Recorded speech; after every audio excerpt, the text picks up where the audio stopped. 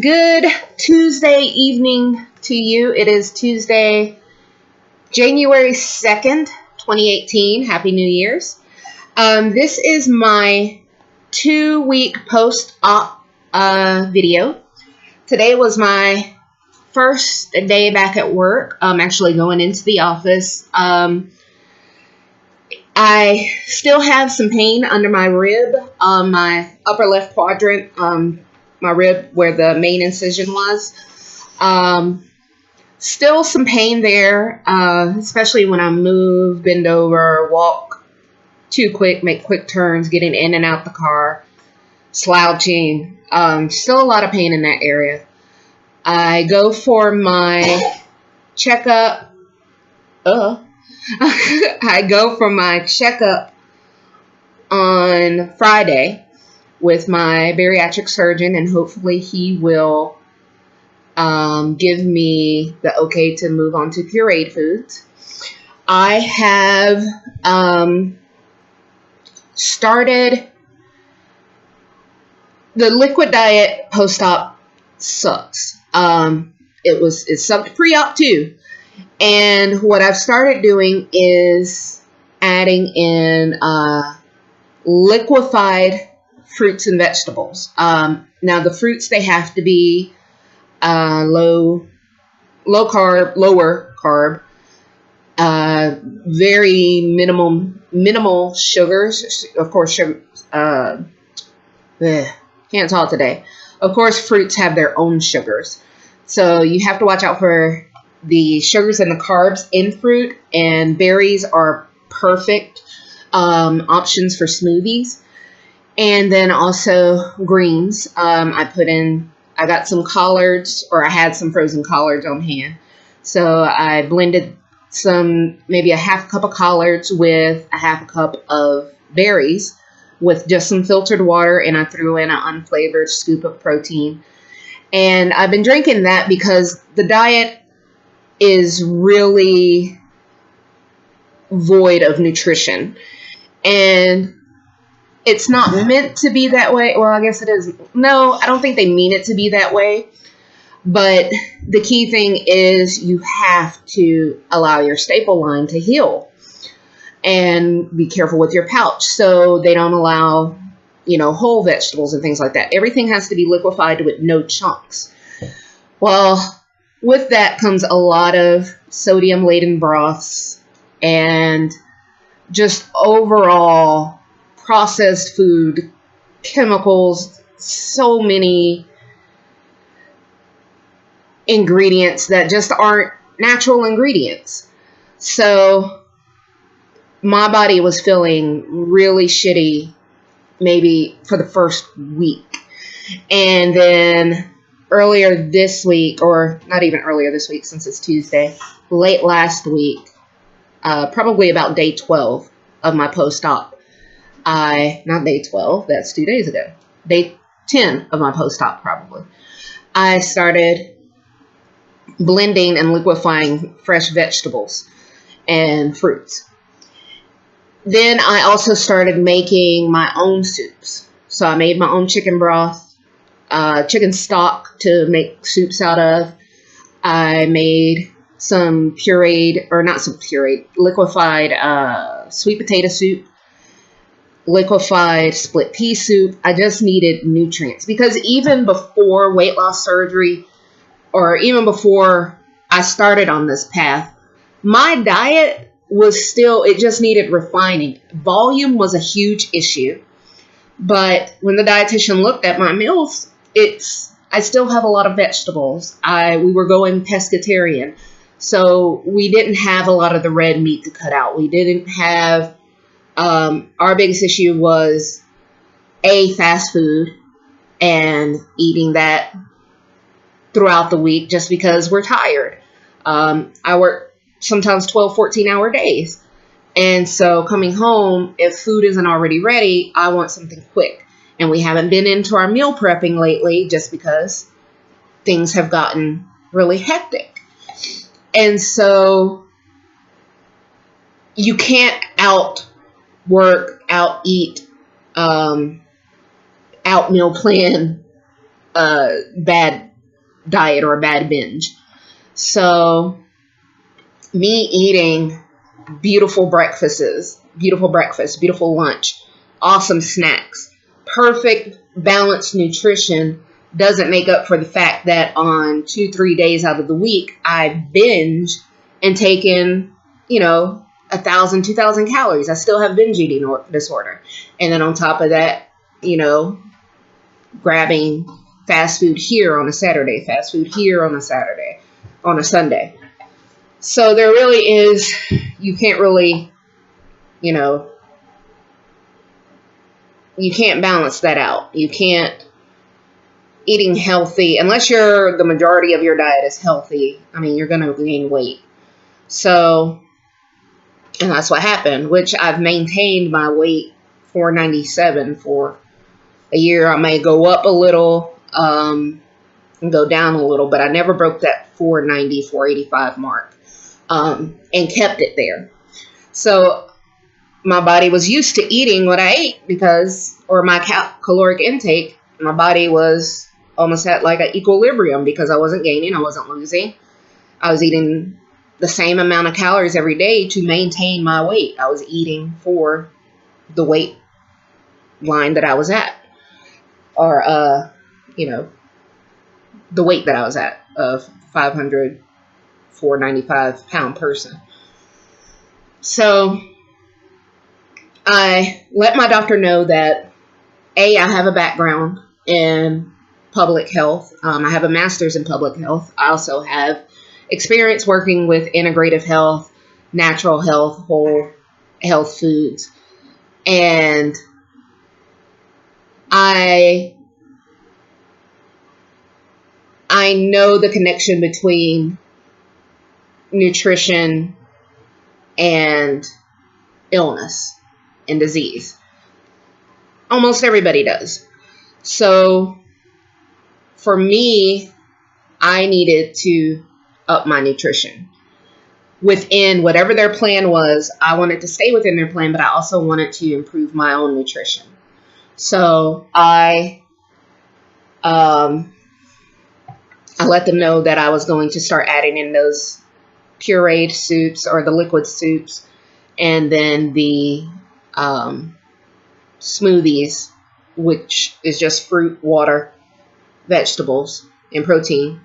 And they were like, that sounds fine. So anyway, I'm rambling, but I started, my highest weight again is 514, 514 pounds. And that was probably a couple years ago. And then my nose is really itchy. And then I dropped down to 5'11", hovered there for a while. And my starting weight for the liquid diet, before you go on surgery, they put you on a 2-week liquid diet. My starting weight was 497.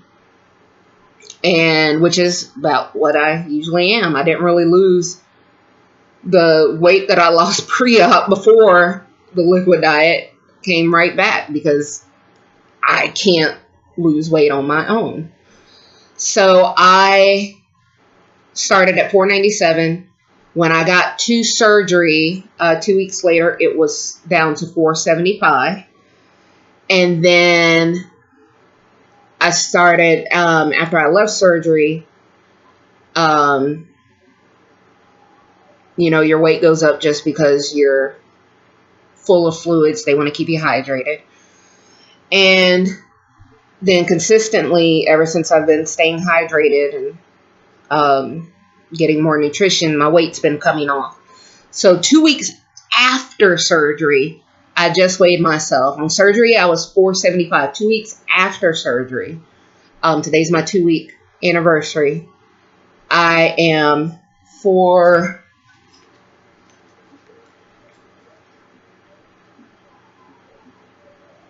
I want to get the correct number. I don't want to guess. I am 458 pounds. So that means I lost 17 pounds in 14 days.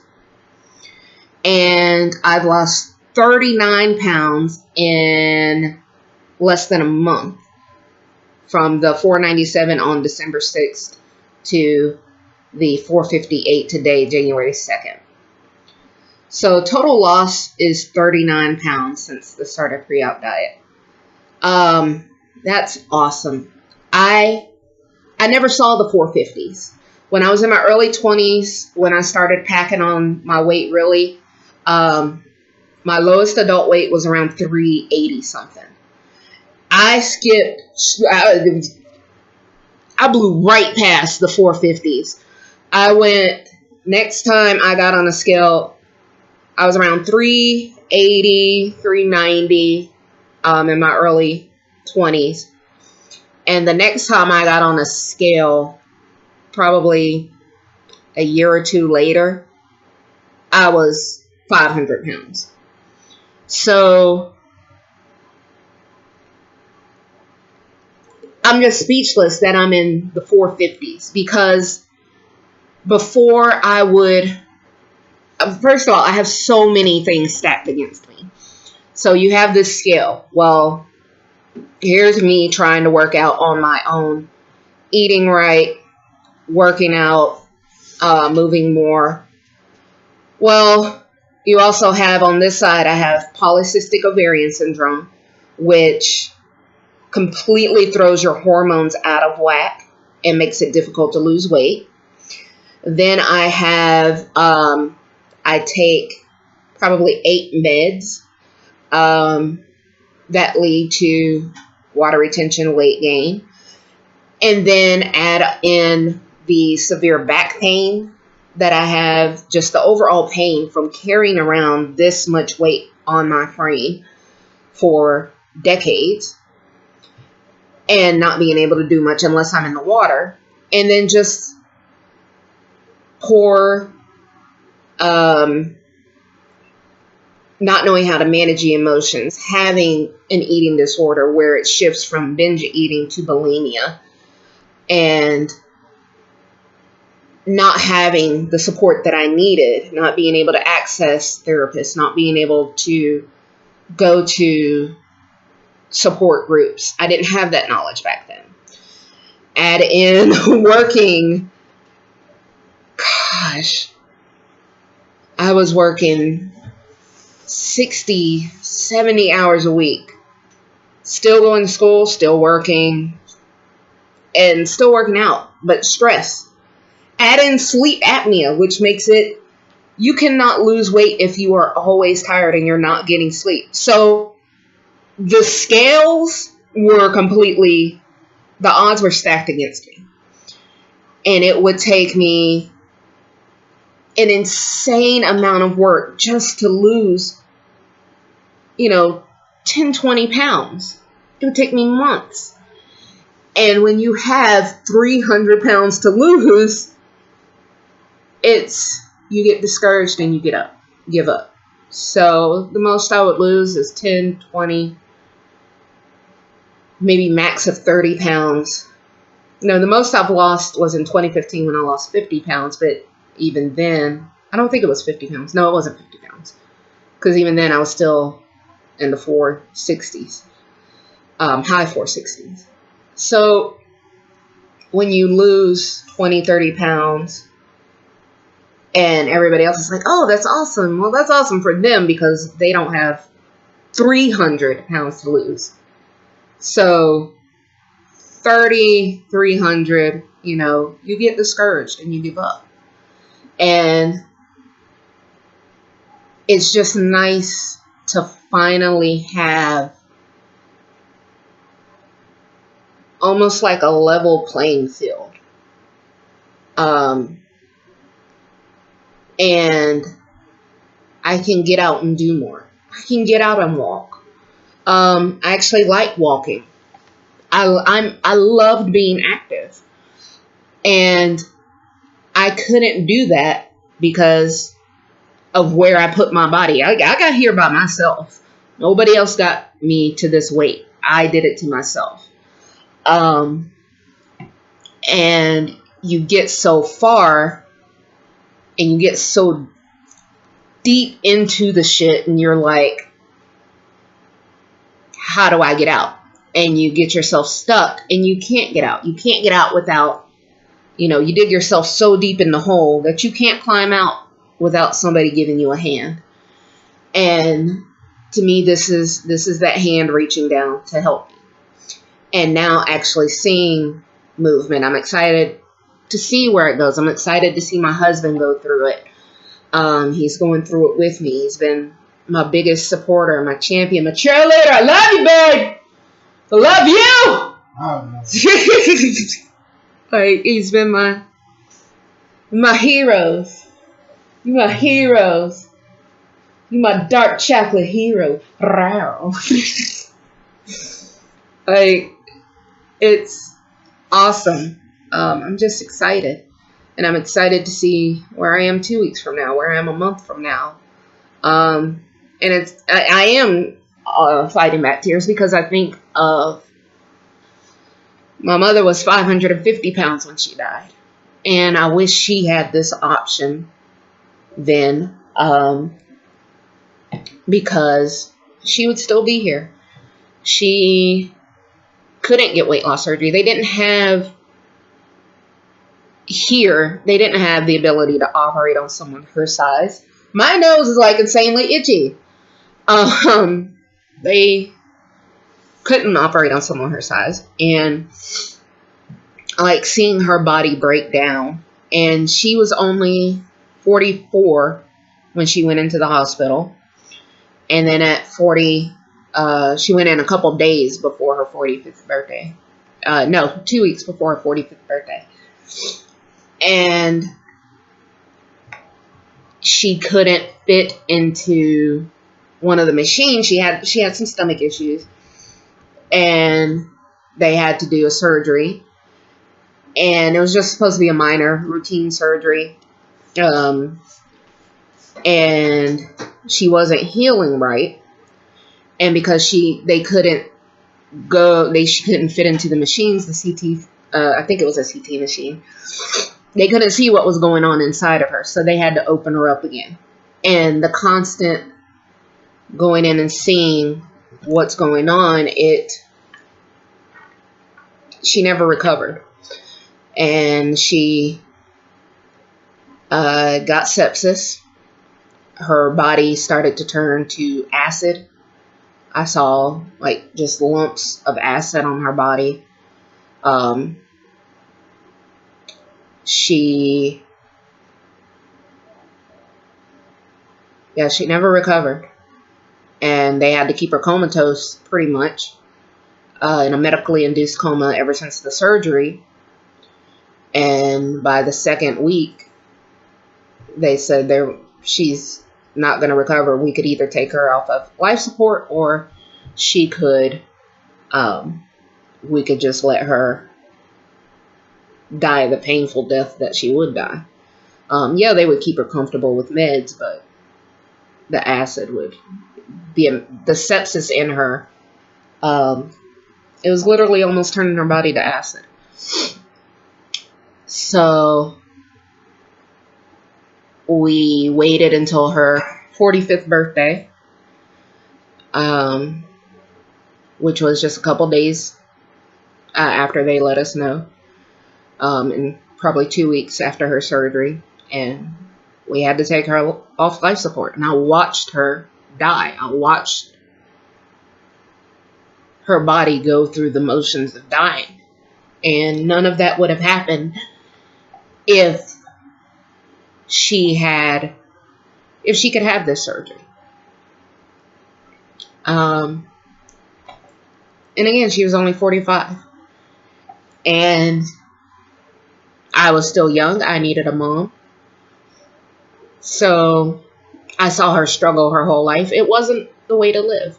So for me to be able to take charge of my health and take whatever steps I need to get healthy. And that's the thing. If you're going through bariatric surgery, or if you're considering it, don't listen to it's the easy way out bullshit. People take diet pills. They brag about taking diet pills. They brag about taking appetite suppressants, Slim Fast,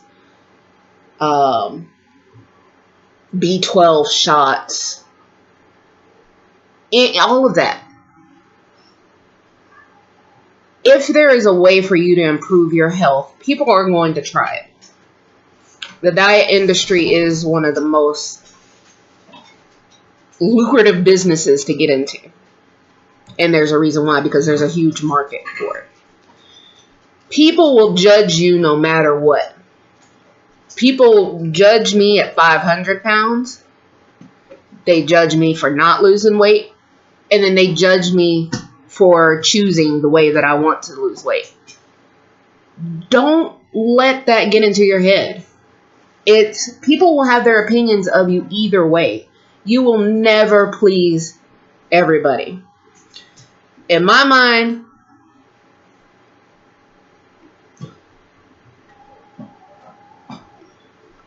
I'm not even going to say that because it's going to come out really wrong.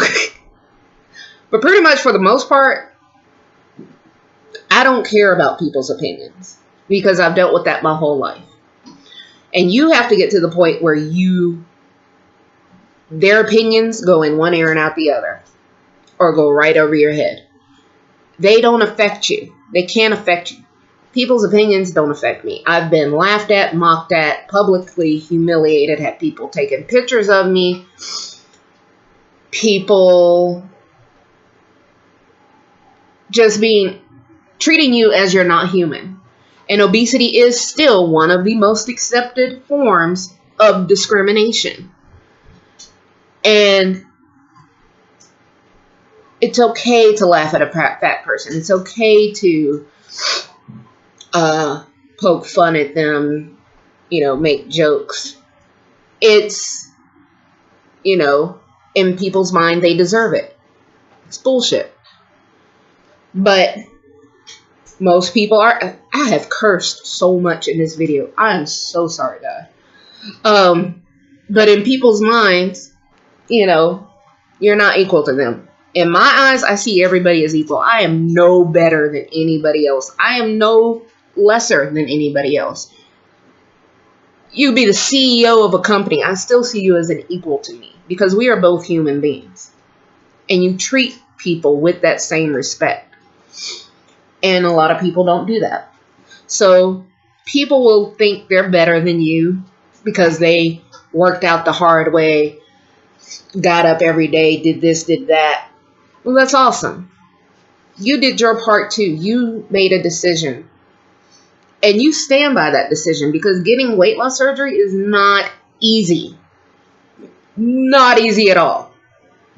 The visits that you have to go through, the monitoring, the entire psychological change, the entire alteration of your body for the rest of your life.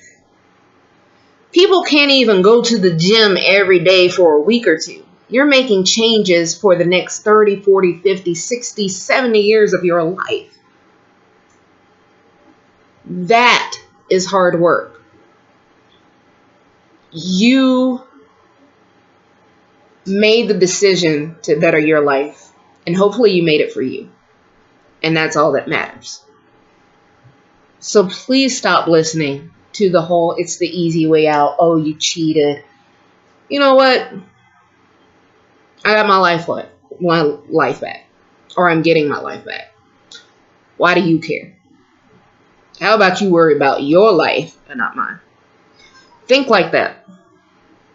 Stop letting people's opinions get to you. They're going to have them. You're going to be judged either way. So, end of rant. But 2-week weigh-in. That's all that was. 24 minutes of that. 2-week weigh-in. I will keep you guys posted. I am going to go find out why my nose is itching like crazy, like the skin. Maybe I need to wash my face. And so that's all, guys. Thanks so much. And I will give you another update. I'll do weekly weigh-ins and things like that. I have a lot of stuff going on my blog. Make sure you check it out, curvylogic.com. YouTube videos, subscribe, thumbs up, comment. I read my comments. So if you want to leave a shitty comment, leave it. I'll read it. I'm not going to respond probably. I might laugh at you, but you know, again, you have no effect on me. So, I mean, I would see a lot of people who cut off their comments because people leave crappy comments on YouTube while they're, you know, on the toilet. So don't turn off your comments. Listen to what people have to say. Talk to them. And follow me Instagram at Curvy Logic, Twitter at Curvy Logic, Pinterest at Curvy Logic. I have a lot of different boards on Pinterest. I am writing a book on recipes and stuff for each phase, and just have a lot going on. So make sure you check it out. Facebook, Curvy Logic. I don't know if I said that or not. Everything's Curvy Logic pretty much on all the social media platforms. So, and like, subscribe. I will be updating you guys often. But yeah, have a good night. Peace. Love you.